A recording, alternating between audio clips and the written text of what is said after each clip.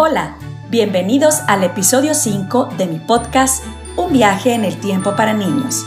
¿Recuerdas que en el episodio anterior hicimos un viaje al Medio Oriente para conocer dónde se quedaron a vivir los hombres de la Edad de Bronce? Ahora, en este episodio, veremos cuáles fueron los encantos del río Nilo que fascinaron a las familias antiguas y establecerse ahí, o sea, quedarse a vivir ahí. Puedes recordar las cosas relevantes que han sucedido en tu propia vida. Ejemplo, una pandemia. Y pudiera ser que tu papá o mamá se acuerden y te platiquen de cosas que sucedieron en su propia vida. Como cuando nuestra moneda, el peso mexicano, perdió 3 ceros en 1993. Haz de cuenta, lo que ahorita es un peso, antes eran 1,000 pesos. Y si tu abuelo aún vive, podría contarte otras historias de cosas que sucedieron cuando él era un niño, incluso alguna anécdota de la Revolución Mexicana. Quizás tu tatarabuelo pudo haber estado viviendo cuando Miguel Hidalgo dio el grito de Dolores, y su tatarabuelo pudo haber estado viviendo cuando los españoles llegaron desde Europa creyendo haber encontrado a la India. Aunque nuestros antepasados murieron hace tanto tiempo como puedas imaginarte, la historia de lo que sucedió en su tiempo ha sido escrita por los hombres que vivieron con ellos o por otros que se dedicaban a averiguarlo.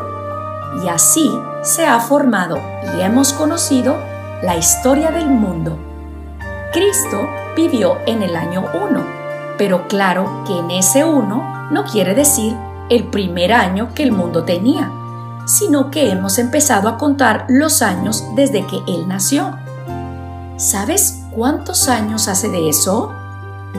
Sí, es el año en el que estamos ahorita. De modo que, si Cristo siguiera viviendo en la tierra, ¿cuántos años tendría? 2000 años y un poco más suena mucho tiempo, pero seguramente has oído hablar de algún hombre o mujer que han logrado vivir un siglo, o sea, 100 años. Ya algo grandes, ¿verdad? Bueno, en 2000 y algo años, solo 20 hombres de 100 años de edad podrían haber vivido uno tras otro. 20 hombres uno tras otro desde la época de Cristo.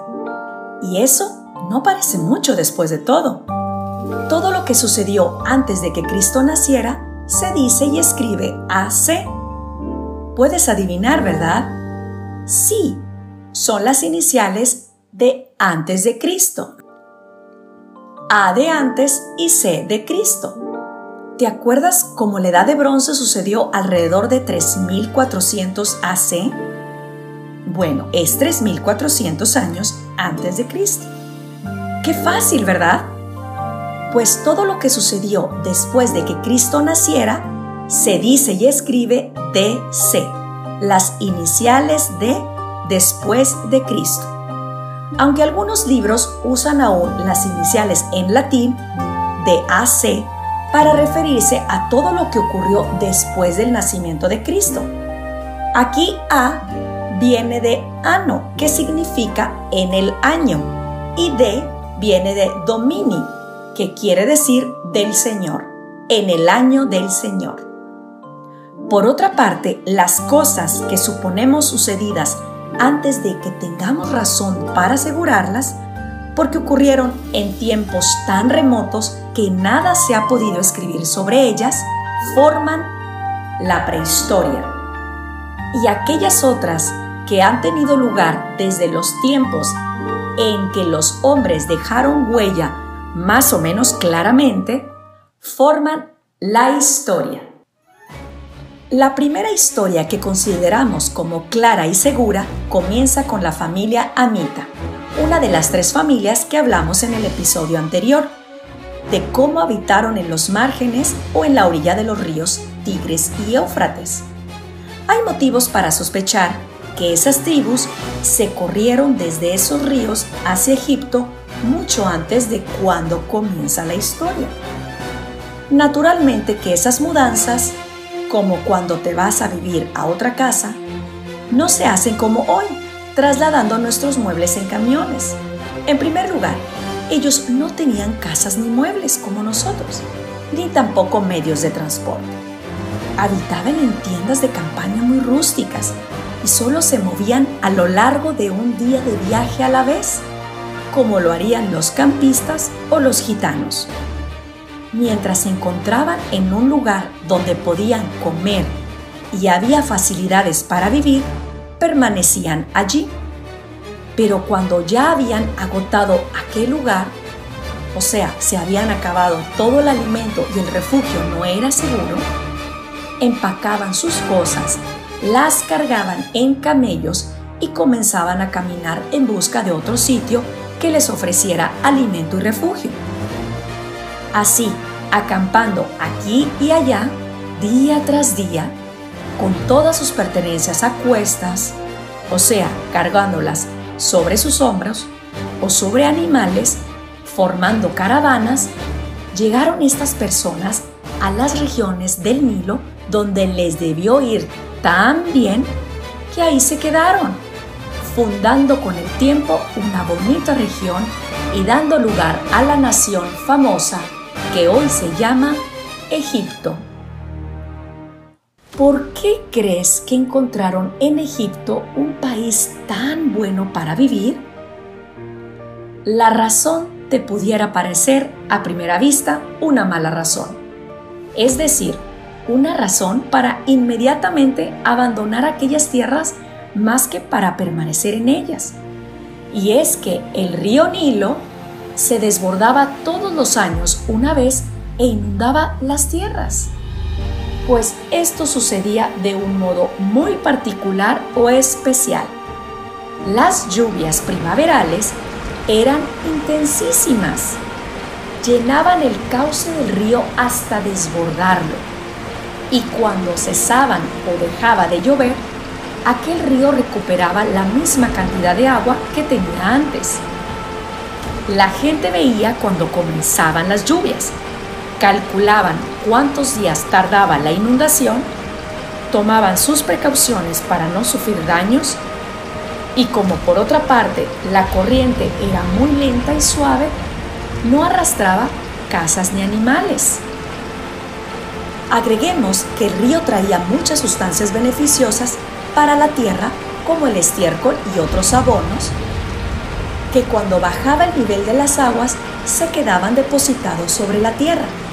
Los hombres se encontraban de ese modo con que el río les abonaba la tierra y se las preparaba para obtener excelentes cosechas y árboles magníficos, con muy poco trabajo.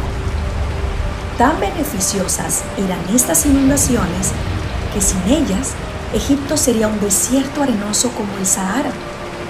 Es el Nilo quien con sus aguas y sus abonos transforman aquellas tierras en un rico país, fácil para la vida, porque con poco esfuerzo se consiguen cosechas abundantes y porque el clima es tan templado que apenas si necesitan vestidos, ni calefacción, ni las muchas cosas que necesitamos para el invierno. Desde entonces, a los amitas que ocuparon todas aquellas tierras a la orilla del río Nilo se llaman egipcios. El primer rey que nombraron los egipcios, o al menos del primero que nosotros sabemos, fue Menes, del que poco se sabe, como no sea que mandó hacer construcciones para aprovechar mejor las aguas del río Nilo. Probablemente vivió hacia el año 3400 a.C. Pudo haber vivido un poco antes o un poco después, pero como esta es una fecha fácil de recordar, la tomaremos como punto de partida. Mira, amiguito, déjame te explico. Puedes recordarlo suponiendo que el usuario de su cuenta de YouTube es Menes 3400 AC, el primer rey egipcio. Aunque sabemos que no había YouTube en ese entonces. Imagínate todas las cosas que nos enteraríamos si lo hubieran tenido. Y fue así como nuestros antepasados quedaron encantados con el río Nilo. ¿Hay algún lugar que te guste tanto como a ellos el río Nilo? Te esperamos en el siguiente episodio.